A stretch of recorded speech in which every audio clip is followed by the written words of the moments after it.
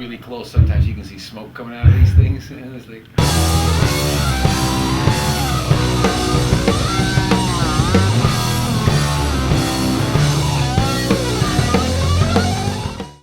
Okay, here we are once again with Andrew Bennett. Welcome once again. Hey, Adam. How's it going? Hi. Yeah, very good. Yeah, so what's been happening Yeah. since we last spoke? Well, I moved, which was a whole adventure. I had never moved a house before. I moved in with my girlfriend a couple of years ago, and she had a house. So I just discovered what it's like to move an entire house. And I'm old, man. It hurts. Like I think I injured like 4 parts of my body. It's really expensive. Like I don't want to ever do it again. So yeah. But other than that, man, I've just been talking to people who have bought, this collection and Yep. hearing what everybody has to say. I love hearing everybody's reactions. Like I wish I was sitting with each person like when they first watch it, Oh, yeah. and they watch like Eruption. Like in the book, the story of him playing Eruption in the book, that chapter is called "Holy Shit, He's Playing Eruption." And that was taken from my friend who got to watch it like later that day. Okay. At my house. He got to watch it, and I took that title because he went, "Holy shit, he's playing Eruption." So yeah, man, it's like I got to way back then. I got to see like my two friends who would get to watch stuff. I got to see their reactions, Yeah. and it's always awesome. It's never casual. Like, oh man, that was really cool. One guy wrote me and just wrote, "Holy shit, what did I just see?"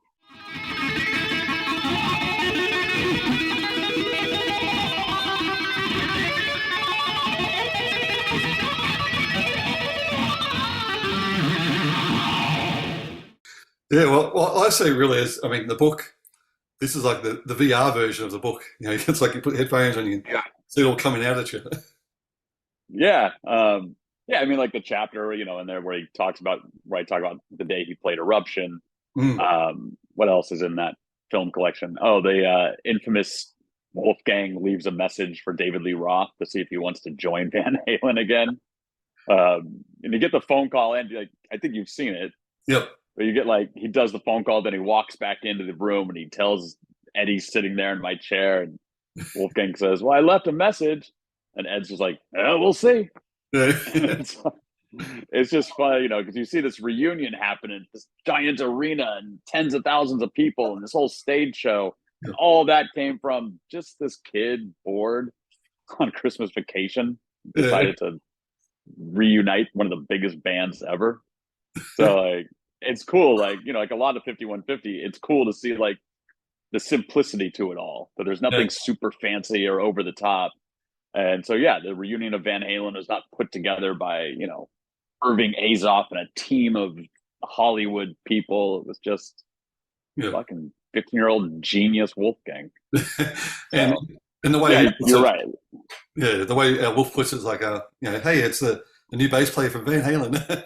Yeah, when he says, "Hi, my name is," I can do the impression, I think. "Hi, my name is Wolfgang Van Halen. I'm the new bass player in Van Halen." That's it. And he hangs up the phone and he looks at me and he goes, "How was that?" Yeah, that's really cool. So yeah, I mean, it's cool, like with the book, to be able to like actually see the Eruption thing and see Wolf calling Dave. Wolfgang's first rehearsal, it will be in that collection. So yeah, man, it's cool. If only I had filmed, when he went to Fred Durst's house. Damn it. I only filmed that. Exactly.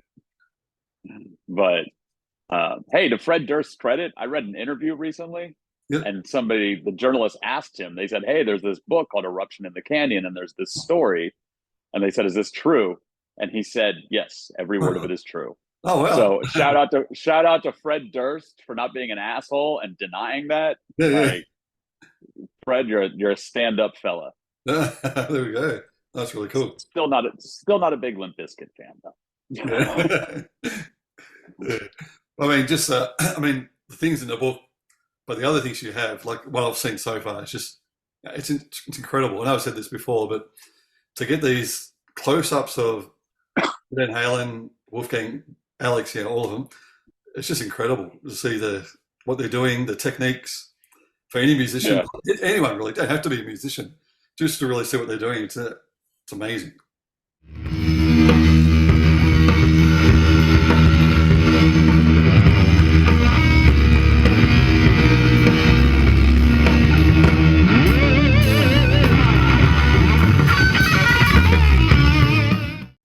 Yeah, it's funny because I've been watching it, a lot more lately because, like, when people get their collection, like it's been color corrected.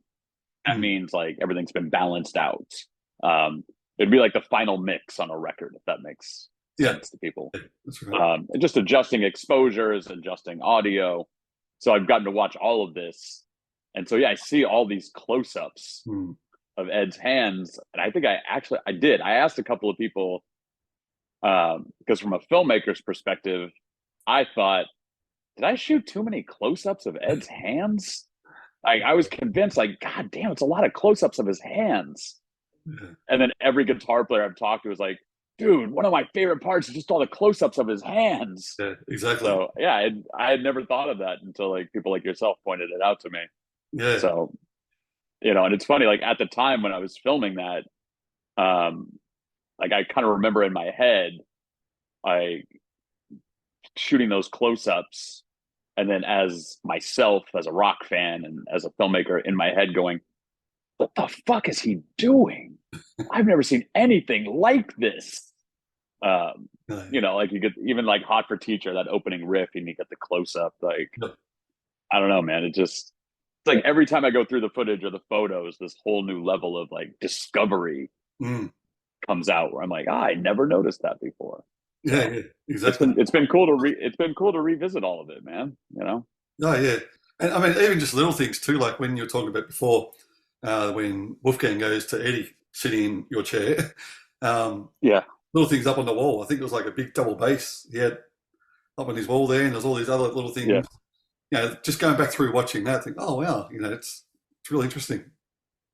Yeah, it's cool. Like like that's what I like about the footage is that I didn't go in there, trying to be fucking Steven Spielberg and like, set up a bunch of fancy shit and, things like that. Like the whole goal was just to be a fly on the wall. Yeah. That's it.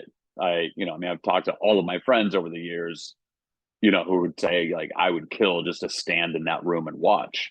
Yep. So with the footage, like that's exactly what you get. Like, right. I directed a lot of music videos, but I didn't direct this like a music video. I directed this like a fly on the wall. So yeah, for everybody gets to see like all those little details in there. And, like when Wolfgang does the phone call, he's at the workbench where Ed would tinker with all of his guitars.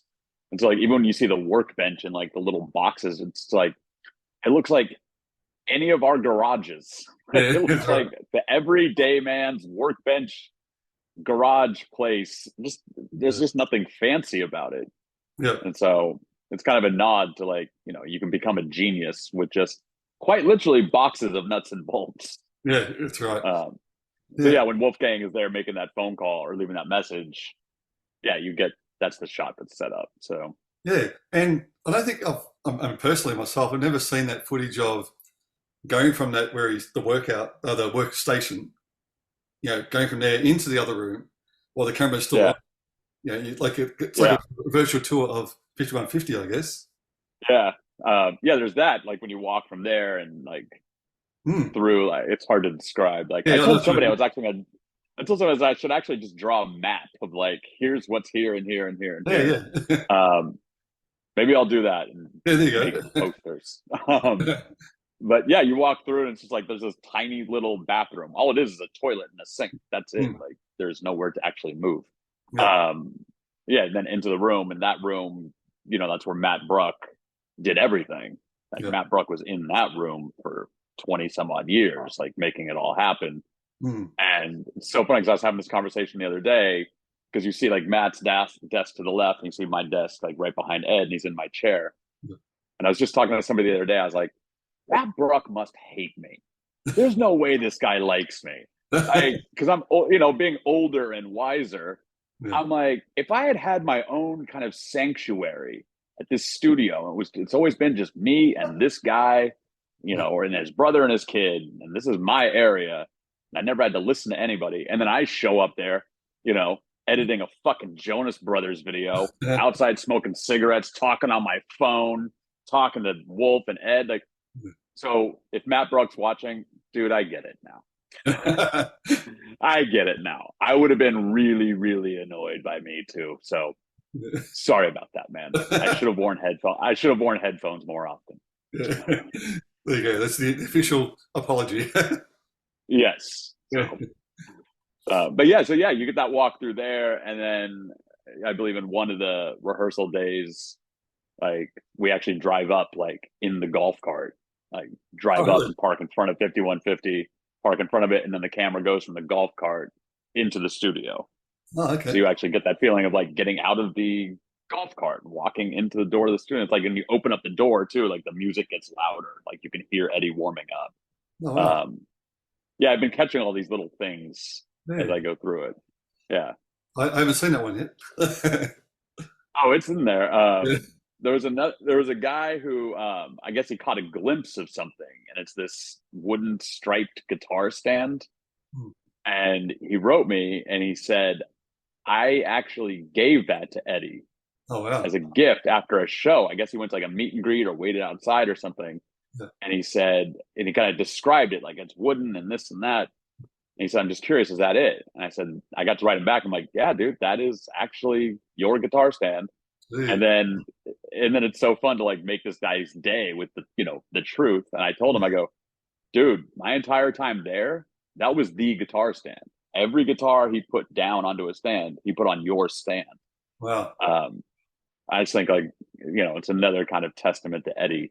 You know, Eddie would rather have, you know, this thing, you know, it's been painted and built from a fan than I'm assuming any guitar stand in the world he wanted to have.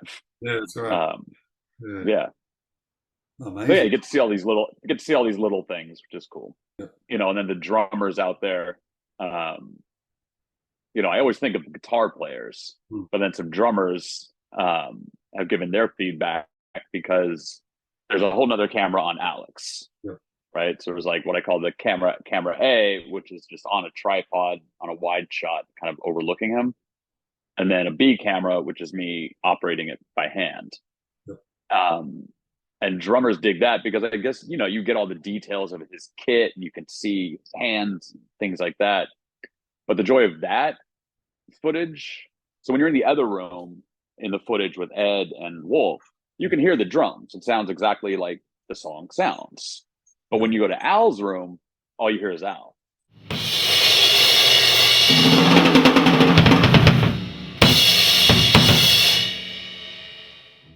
That's it, because he's got his in-ears. So, you know, for the drummers out there, that yeah, you get to just stand in the room and watch Alex play all these songs, just isolated drums. Yeah. And then I joke that, you know, if you're a guitar player, you can play along with Alex. Exactly. That's what I mean. Or if you always, yeah, or if you always wanted to be a singer, you know, there's no singer in any of this stuff, so sing along.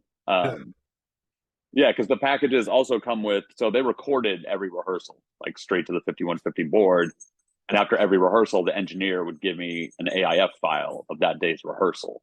So there's all these rehearsal days, and it's just the 3 Van Halens.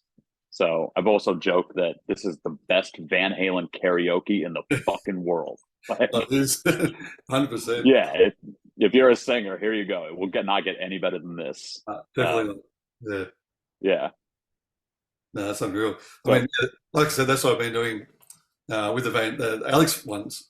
Is just jamming along, and like I said in one of my clips I did, you know, it doesn't have to be a Van Halen song. You can choose like any riff, just start making up a riff, just jam with Alex. You know, yeah. I think, you know, and like you said, there's all these little moments too. I mean, obviously, like them performing, you know, them playing these songs is a huge draw to the footage. And rehearsals, you know, were just about an hour. So they weren't really like in between songs taking huge breaks. But they would be in between songs. And, you know, Ed's talking to Wolf, Wolf's talking to Ed, Matt Bruck comes in to adjust something. You can hear Al talk over the speaker. So you get these little moments. Oh, yeah. And I think there's one moment where they're just standing there, and Ed's got a guitar, and Wolf's got the bass, and Ed's just kind of looking at him, and he's strumming a little bit, and then they just start playing War Pigs, Yeah. like out of nowhere. So yes, I like to think that this is the only place where you can get 30 seconds of Eddie Van Halen playing Sabbath. Yeah, yeah, that's right.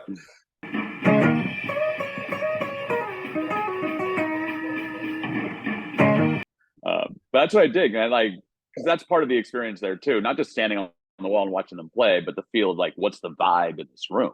Yep. Like, what's it like just to be at a rehearsal on a Thursday afternoon? So you get all that feeling of just being in the room and watching Ed tinker with something in between every song. Yeah, I was going to say that too. I noticed that, like, a lot of times, even when he's playing, he's still playing with the sounds and always doing something. Yeah, when he crawls under the soundboard and he's doing something with his pedal board, and here's the greatest guitar player who's ever lived, but like here's his pedal board that's like bolted to a plank of wood, and like yet again, nothing fancy, but it seemed to have worked out. Oh yeah, well, those parts in between the songs, I think they really make the videos as well. Like, because everyone's seen Van Halen play live on YouTube, whatever, but to see these little parts in between, talking about little mistakes they might do, or how his hands hurt after certain songs, and you've never seen that before anywhere. Yeah, like at the end of Eruption when he goes, "God damn, I haven't played that song in 3 years." Or like even the beginning, like we keep going back to this like fly on the wall thing. I hope I'm not beating this to death, but like when he plays Eruption, it's not like the camera starts recording and there he is playing Eruption. The camera's already recording, and it starts with him like leaning into the mic to talk to the engineer, and in the most casual way, he just goes, "Hey, Bill, I'm going to play Eruption real quick." You're just going to play Eruption real quick. And you've seen it. Like, he messes up the first couple of times. Yeah, that's right. Which I think is the only time anybody will see Eddie Van Halen mess up Eruption. Yeah. And the part in there in the beginning, I don't want to give it all away, but it doesn't matter because it's all about witnessing it anyway. But he goes, "Hey, Bill, I'm going to play Eruption real quick," and then Wolfgang just going, "Do I need to be here for this?" Yeah. I think he doesn't even mention to you like you can play it. No, I think I said all you play is the A. Oh, that's right. Yeah. Which then turned into like this ongoing little practical joke where I would just write A's on Post-it notes. And he would go into the room to pick up his bass, and there's just Post-it notes going down the neck. Yeah, man, it was a casual, laid-back environment. Yeah, it definitely comes across too, which is good. Cool, man. I'm glad you saw that. Like, oh, for sure. Yeah, I like hearing people's reactions, and it's cool, man, because it's it was a very private place that nobody really got to see. And and I didn't shoot this last week. I shot this 16 and 17 years ago. Yeah. And it's just been living here, and like it may sound corny, but like the whole time I've had it, I'm like, this isn't fair, like for just me to have this. And so I just came up with this idea on how to put it out, which was keep it super limited, keep it super protected. Like right now, like what I did was I connected with a guy who's like a tech genius. And like the guy genuinely looks like Steve Wozniak. Like I'm convinced this has got to be his fucking nephew or something, because he's crazy smart, but also funny. And he builds these big giant protected servers for like Fortune 500 companies and the government. Like I didn't find this dude on Craigslist. So he's wrapping up right now building this server. So the footage is always protected. Like that server cannot be hacked. Like the footage is constantly moving around. As the viewer, you log in with, I think it'll be like your email and a password. You get your own password. The footage is always there 24/7. It can't be downloaded. So don't try to take this shit to YouTube, people. Don't try to film it with your phone. Just just don't be a dick. Yeah. You know, but you know, because I have to throw this out there, that footage is encoded. Each person's folder is coded in a different way. So should my shit show up on YouTube, it takes about 3 seconds to find out who put it there. Exactly. But so right now, so people don't have to wait another week, you do get a Dropbox folder, so you can start watching it immediately. So, and also, like, people are spending their money. Like, I don't want people to spend their money and think that this, you know, in 2 weeks will be bootlegged and able to download anywhere. Yeah, for sure. So I think maybe Wozniak is the only person who can hack this, and he already got his collection. Yeah, yeah, that's right. Yeah, he came pretty fast. So thank you, Woz. That's Yeah. So yeah, I mean, it's just for everybody's safety, you know, Yeah. for my safety, for everybody's safety. You know, somebody did write me earlier today and asked me, like, why isn't this just in wide release? Like, why aren't I, you know, putting this out there where for like $50 you can download this? And the whole point is to keep it limited. Like, dude, in the world of rock and roll, it's all, like, you know, everybody knows about a collector's edition of something, a limited edition of something. And I just felt like that, like, this footage is kind of deserving of being limited. Yeah. Obviously there's always that protection of, I don't want this shit all over the internet, but this way it's limited. Like, you know, people spent good money to get this. You know, I kind of like, anytime somebody comes to buy one, like, I do kind of check you out a little bit. I've gone to your Facebook profiles. I've Googled you. No, there's been a few people where I looked into them and I was like, yeah, I don't know. I feel like maybe you're going to try to buy this, steal it, and sell it for a ton of money somewhere. So no, man, it's cool. Like, I've gotten kind of like get to know people who have bought it. That's good. That's really good. So yeah. So it's nice and safe and secure. And so the other thing I've done, which I'm not sure if you want everyone to have this, but they're quite welcome to. So I've made up a PDF of what you gave me as well. And so if people do want this, you're happy for them to have this as well, just so they can see exactly what's on there. So I'll just share a little bit, just so you can see roughly what's on the PDF. So this is what I've done here. So it's basically just got timestamps. So once you got your video, for example, video 1, the Van Halen rehearsal, you can just say, okay, I want to check out Jamie's crying. So you go straight to 22 minutes. There you go. Oh, yeah, that's right. Cool. Yeah. And I've got some of the dialogue in there as well, where they've been talking. That's awesome. So Eddie's talking to you. Oh, yeah. So every video, not every video, the ones I've got so far are on there with the timestamps. So cool. Oh, wow, man. Holy shit. There's a lot there. Thank you, man. Wow. Dude, that's awesome. So it's really good. And then, and then we've got the that's cool. Ones you've made up as well of the edits, which is great. It's, maybe we can talk a bit about that as well. So you got On Fire, Atomic Punk, Hoffa Teacher. Have I missed any? I think it's the three. No, I did those. I did those three. Yeah. So that was really like those three. I want to say those were done in like February of 2007. That's when I edited them. Okay. The footage goes from like October 2006 up through January to February 2007, and then in February, like, the band took a break from rehearsing for a little while, and but I was still there, so I was like, I'm still here, and now there's nothing for me to film. But I was directing music videos at the time, so I had my own stuff to do. But there was like some downtime one week, and I thought, you know what I'm gonna do? I'm just gonna take these 3 songs, and I'm gonna cut them all together using footage from all of the days of rehearsals. So, you know, in some shots it's October, in some shots it's November, in some shots it's January. Then again, it's October. It kind of bounces around all these different months and different angles. Yeah, that's what I did, man. I did it for Hoffa Teacher, On Fire, and Atomic Punk, and they're synced to, you know, like I mentioned before, the board audio. Yep. So, you know, that audio is straight from the 5150 board, and and because I've edited all my own music video work too. So I'm really good at syncing. I'm really good at syncing. They're in perfect sync.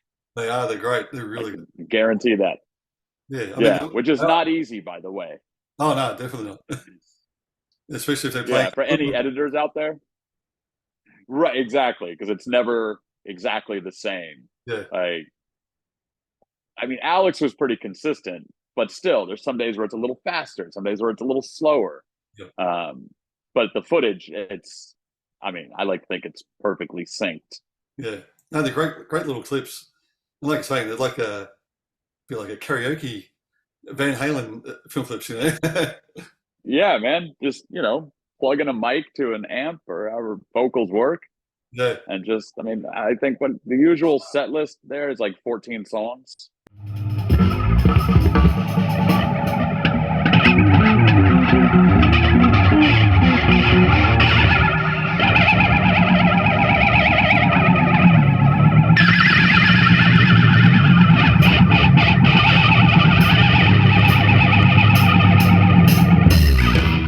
And I picked the best 6 hours too. So I know that some people have written me and I've read some comments here and there, but I think we all know that like for a segment of my time there, Ed was still drinking.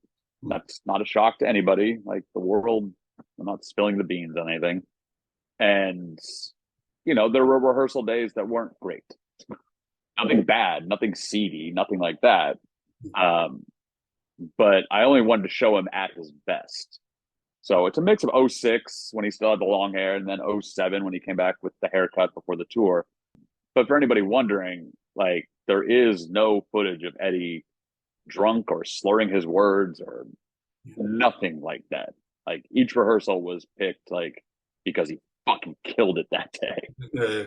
Just thought I'd share with you some of the footage I've received from Andrew Bennett over the last month, which I must say is it's incredible. I know I said it last time, but he's blown me away even again with some of the stuff.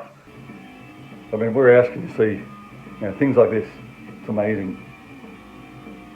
The little things he does, like if Wolf makes a mistake, just gives him that little look, or he might kick his butt, does little kicks to him. Yeah.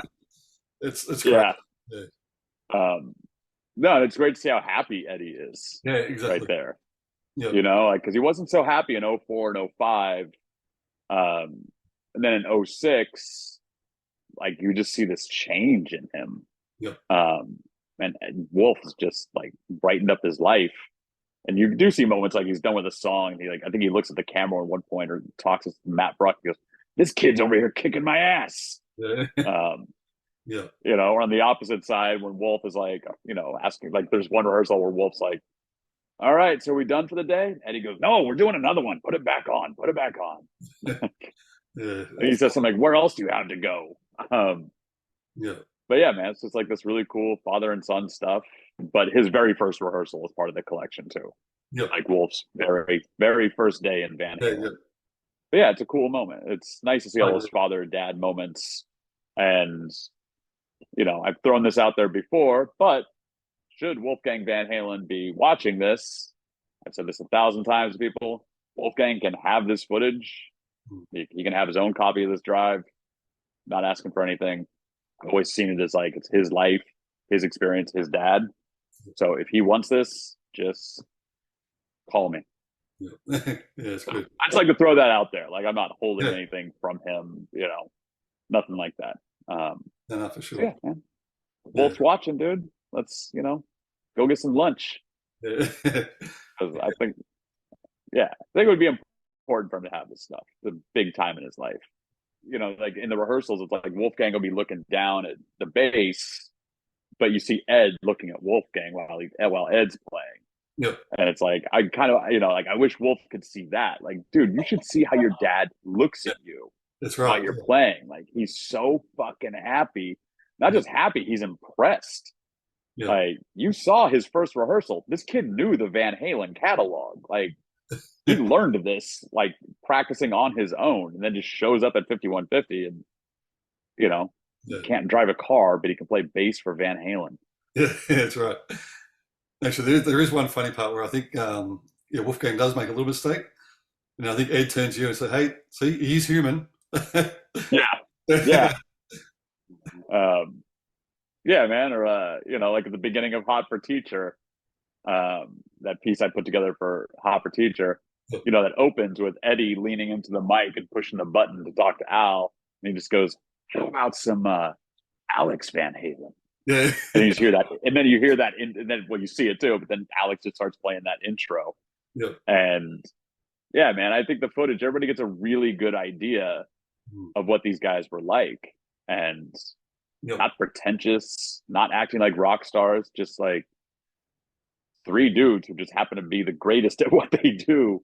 Oh, yeah. In there just killing it on like a Tuesday afternoon. Mm. Like, I also like that vibe of the footage. Sorry, man, I haven't really talked to anybody about this. Like, you're the first I've like interviewed about this footage. Yeah.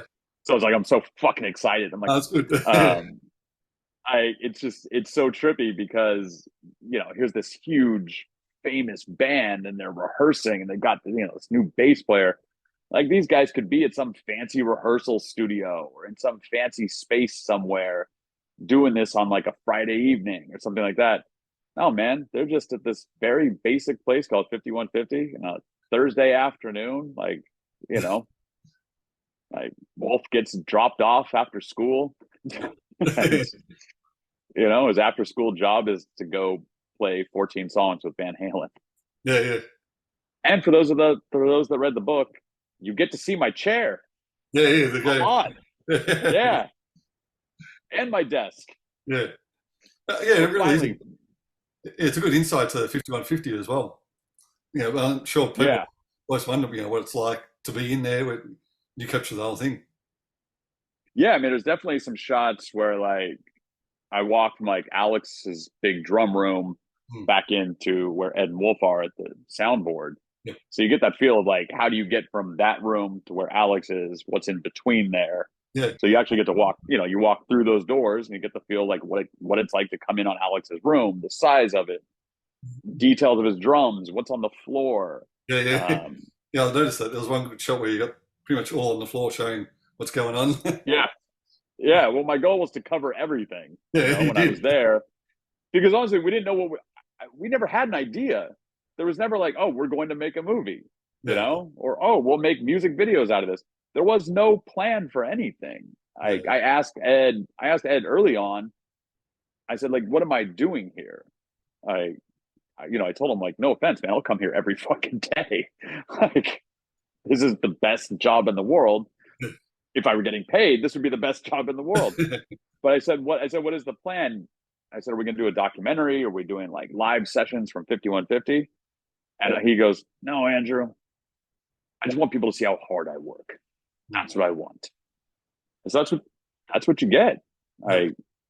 You see, he's not, I mean, you've seen this footage, but like, he doesn't go in there and just play Hot for Teacher because he knows it and he's played it 1,000 times. Like, he's in there playing that shit like, honestly, like it matters. Like, this is, like, he took every rehearsal seriously. I mean, he's still a fun guy and happy when he's in there, but like, you could tell he's tweaking things, he's changing things, he's swapping out guitars. I think there's one rehearsal where he's not happy with something and Matt Bruck comes running in to grab something, and then Matt Bruck is on his hands and knees and him and Ed are on their hands and knees underneath the soundboard tweaking things. You know, it's like another testament to Ed is like, you rarely see Matt Bruck come in there to do anything, but you know, these in between songs moments, you see Ed like get on his hands and knees and he's under the board or he's doing something with a pedal board or he's fixing something. And sometimes I watch that footage and all I think is like, you're the greatest guitar player who's ever lived. Like, I'll have that fucking argument with anybody, but you're the greatest who's ever lived. Financially, you're doing pretty good. This guy could have somebody who just stands outside all the time. Yeah. And when he wants that person to do something, he could just beckon them in. But no, Eddie Van Halen, the greatest who's ever lived, got on his hands and knees and adjusted shit just like the rest of us do. You know? Kept his stuff in a garage, had himself a fucking workbench like my dad had growing up in our garage. So, you know, Eddie could have easily built a whole other section that's just for the workbench and the guitars and made it super fancy. But no, man, just as you see when you walk around, like you walk in, here's this little workbench, here's this shitty little refrigerator. And The next room's right there. It's not very big. So, Oh, yeah, man, but it sat around for 16 years. And it's like, well, what am I going to, I don't know, man. Like, when I go, which is hopefully a long time from now, but life is short, man. yep. You never know. And like, what's going to happen to this shit if I go? Like, nothing. It Yep. will sit on a hard drive forever, collect dust, and that'll be it. So, you know, like I said, man, it's like, it may sound kind of corny, but like, as a fan of rock and roll and having all my favorite bands, like, if I found out that all this shit existed and I can never see it, I'd be fucking bummed. That's right. You know, so not to sound corny, but like, you know, money aside, making a living, all that aside, it's really fucking cool to hear, you know, like a guy told me like he's waited his whole life to see this, or people writing me back. Like, I've gotten people who wrote me back that are like, hey, I just watched the footage, man. I loved it. It's amazing. I saw this and this and this. But I've had a few emails where it just says like, holy shit, in all caps. This is amazing. Yeah. And yeah, again, like, I don't want to sound like a fucking salesman or anything like that. It's just, that's the reaction I'm getting. Not, oh, dude, that stuff was really cool. But like, no, like, well, you've seen it. I'm preaching to the choir here. It's incredible. I mean, there's nothing like this out there ever. I mean, even I've never seen anything on any other artist, you know, being one of my favorite artists, Van Halen, but it's incredible what you've done. And to see it all in the way they connect to each other. And I mean, we spoke before, the connection between Wolf and Eddie and Alex, and you captured it all perfectly. Yeah, and you could tell they're having a good time. Yeah. My friends would ask me, what happens up there, man? Like, what does he do all day? And I would just look at my friends dumbfounded. I'm like, he plays the fucking guitar, man. Yeah, but what else? No, there is no what else. Yeah. This is what he does. He plays the fucking guitar. That's incredible. So yeah, man, it's just cool. Like, the greatest who ever lived was actually one of the fucking nicest, coolest, most down-to-earth guys I've ever met. I think throughout my life, from working with bands to the way I handle my own shit, like going through the footage, like, you know, going through the footage, I didn't just take the raw footage, plop it on the server and go, hey, there you go. Like, I brought in a friend who's a professional colorist to adjust exposures and this and that. And that's always been Eddie inside my head. Like, make it perfect or don't put it out. Yeah. No, that's good. No, I'm sure everyone's I hope he's looking down and proud that, you know, I waited 16 years and only put out the best. Yeah. Oh, yeah. So 100%. His wish is fulfilled. He said he wanted people to see how hard he worked. I'm fulfilling that request. Yep. You will 100% see how hard this man works. Oh, exactly, for sure. So now, how do people get this? They just message you through Facebook or a website? Or I mean, they can message me on Facebook. You know, like, usually, like, I've gotten a lot of messages on Facebook, and then I say, just send me your email. Yep. And then I just send over. I send over email, has the PDF that breaks down like the two prices and what's in there. And then I use the email to just kind of explain, like, here's what this is. Like, yours is very detailed. Mine's more of like an introduction of, you know, I try to get across all the time that this footage was chosen with respect, that it's full HD, high quality. I explained it, you know, you access it on a server. You can access it from your phone. You can, you know, Bluetooth or whatever to your TV. Little things like that. Like, yeah, you're not stuck watching it on your phone. No. And you're not stuck watching it at a desktop computer. I mean, if you can dial in your phone or computer to your TV, which I think every TV does, like, yeah, man, you can just sit back and watch Van Halen play Hot for Teacher and eat some popcorn. Yeah. So anyway, yeah, I mean, Facebook, Instagram, but the email that I set up for it is the 5150 collection at gmail.com, 5150, the actual numbers. So the 5150 collection at gmail.com. Put that up here somewhere. Yeah. Yeah, there it is. Or, you know, like, if you're friends with me on Facebook, just drop me a message with your email and I'll send you over the PDF. And then I tell people, like, I'm open to, like, you know, if people have questions, like, you know, I respond to like all the emails, man. any questions people have about, you know, details of like what's in it, or, you know, if they have any questions at all, you know, let me know. And, you know, I want everybody to know that like this comes from a place of respect, not greed. That the footage was not shot on a fucking iPhone. No. Like this, the footage was shot, just to throw this in there. The footage was shot at the time in 06, 07. There was a camera called the Panasonic DVX 100A. And every like indie filmmaker like myself loved this camera because it only weighed 4 pounds. So it was super light. And the way it was, it's about like that. I mean, it's basically like the size of a good sized shoebox. Yeah.